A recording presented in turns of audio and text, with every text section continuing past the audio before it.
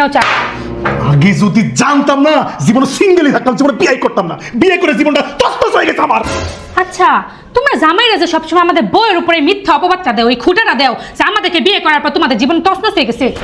কেমনে তছনছ হয়েছে তোমাদের জীবন? হ্যাঁ, বিছানা থেকে উঠার আগে চা রেডি পাও, বাথরুম থেকে যখন বের হবা তার আগে কাপড় গুছা ইস্ত্রি করে রাখি, অফিস থেকে বাসায় আসার আগে খাবার রেডি করে রাখি, এসে খাও, তারপর বাড়িঘর সুন্দর করে পরিষ্কার করে রাখি যেন তোমার আসলে কোনো কষ্ট না হয়। বিছানায় যা যে ঘুমাও না, সে বিছানাটাও আমি ঝাড়ু দিয়ে রেডি করে রাখি।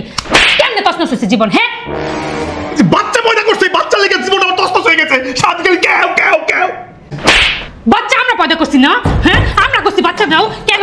কাজে কি কবুল করার সাথে সাথে তোমার দুটা বাচ্চা ধরে দিছিল যে বাচ্চা নিয়ে যান, নেক্সট আসেন আরেকজন বাচ্চা নিয়ে যান। কি হয়েছে? বাচ্চা তো পয়দা করছো তোমরা, আবার বাচ্চার কথা মনে আসলো।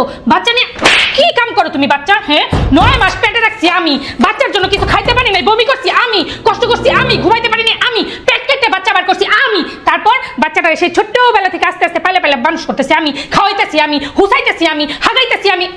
জামাই ঘর খায় কোনো কাম নাই না, খালি কথায় কথায় আমাকে খুঁটা দেস। এই আর খুঁটা দিবি কোনো দিন? না জান না, আমার দুইটা চোখ তুমি খুইলা দিছো শোনা। আমি আর জীবনও কমো না, মাফ করে দাও, তোমার আমি হ্যাপি। তোরা এই দুই চোখ খোলা রাখবি না, একটা কথা লোক চোখ বার করে এলাম। বউ ঘর খালি দোষ।